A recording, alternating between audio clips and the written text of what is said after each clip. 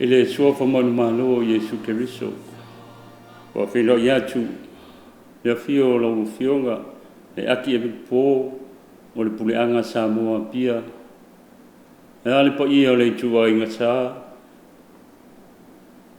le po ia le o fai ngā luenga e ale tātou puleanga wa fia pocho pocho e tāpu ia le nei aso fa lo fa tuai mau fa lo fa tuai si o tātou sis fatasi le fu on man malo Yesu Keriso i sua for tama malealo maleanga pa ia anganga pa ia lo ma tau so ani sili ma tau wala au la o fio a fio maia e to ia mai ma tau mo fa pa ia i ma tau o wa au no mala o fio e fai fu ala ma tau tapu inga fio mai oia nganga pa ia. Amen.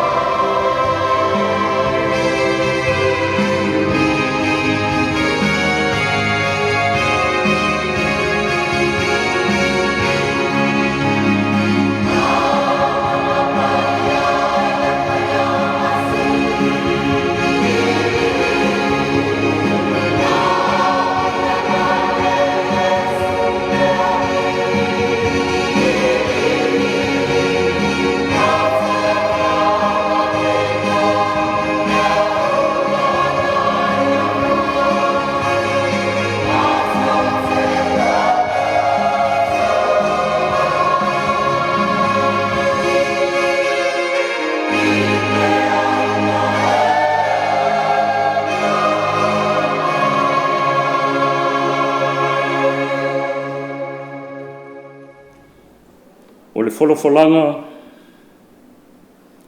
Evangelia Mariko lona matau po se fulu o lona foi o pelua se fulu malemalu se ia o le tolu se fulu malitas o le matua e maua lava ia tai sautua se lau le nei o langa a toa masauanga a le ola atali e maua ai le ola e whabawau. Ona whai mai leo pe teru ia te ia whaauta. Ua mātou tu ua mea uma ai muli muli atu ia te oe. Ona tali atu leo Yesu e moni o te whai atu ia te o tau. Ai se tasi ua ia tu ua le whale po ouso, po tua whawhine, po le tamā, po le tina, po le awa, po le whanau, po whanua, ona o au ma le tala le nei, e maua lava e ia tai sautua se lau i le nei o langa, o whale, mauso matua whawhine, matina, mawhanau, mawhanua, a tō fōi masauanga, ao leola atali, e mauai leola e whawawau. Ai petai, e tō tele o e ua mua e a vea ma muli, o e na muli fōi, e a vea ma mua. O le tala le lei, a le rii, ia oe le rii Iesu Keriso. E manino malama fiongo pa ia le tua. O le olanga le o le tangata. E na te wha mua mea ia o mai le evangelia e le ne yaso. O mātua, matina, o tua whawhine o uso, o whanua, o whanau. Le anga o le tātou tofi lea. Ai awane i whapea i tātou. Wa tātou whaatua na ia vaenga uma. O le mea tāua, ia whaamua. Ia whaamua le atua, o i tātou te mauai le tātou. Fola ina o le tala le leia le rii. E mauai mātua, e maua whanau, e atua whawhine mauso. O lona winga, e tau mai i, auane ia vealo tātou whaamua i mea ia. Ia awera tātou whaamua, le tā lai o le whina ngalo le atua. E sele mānei o le tala ina o le iupeli. Malanga sā, mō le whaamoi. O i tātou te iloa ai, o tātou o e tā lai le whina ngalo le atua. Auane o tātou whaamua, o mea ia le lalolangi, ia whaamua le atua malanga tala le lei.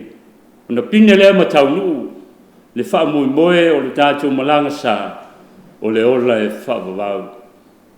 Alofa mai le atua, e ala i lana upu fola, ina ia whaapea o na tu mawifo i loto ma whina ngalo taito o taso i tātou, o i tātou lava, o le ave whi aua le atua, ina ia whaapea o na tā lai lo na whina ngalo, whaamanglosi le whaatua o tangata, ina ia pini matau nuu le tātou malanga sā, o lo iai le whaamoimoe, o le ola e whaavavau.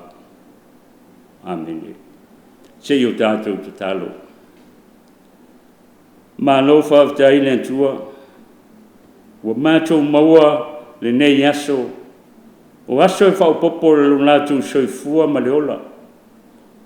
Mātou te talo i lau o fio le atua, se i ea lo whangia, lo mātou atu nuu ma le mātou puleanga, i le whenga iai i whi au ma ngā luenga o le nei aso. Awali tia i lo whaatasi mai. Awalawa ne ia i mātou le vi inga, ia ofo ina atu le vi inga i lau o fio. Mātou te talo i lau o fio, whamalosi lau o fio le whaatuatua, e tā lai, lau upu i le aso ma le aso, e au mātou uso a tangata, ina ia awane i whaamua ia te i mātou, mea o le lalolangi nei, ia whaamua ia i mātou, lau tala le leile atua, ono mātou mauai leo manuia, mo le whaamoi o le ola e whaavavau. Patasi mai lau o fio, ina ia whaapeo, na i uatu i lau o fio le nei aso, te lea i lava so lava vi inga. O le mātou te talo lea ma le olenga, e ala atu ia Iesu Keriso, lo mātou ali mo le mātou whaola. Whina ngā ropa iau Iesu o sirisiri lo wang malu, i e fwai mai se wati pēr so ma lo mātou lo whāti a te oe. Maria pa iau le eisa o salai lo whātu a tupu, tā lucia i mātou o lo sulfa iatu i ate oe.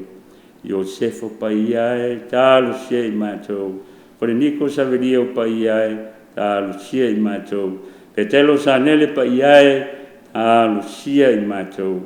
Lea wangelo ma le au pa ia umai le langi, tā lucia i mātou. Keriso i mātou te ifu mo whaafta iatu i ate oe. A wao lo kolus pa ia le e whaola i nai le lalo langi. Ile sua whanutama, ma le alo, ma le anganga pa ia. Amen.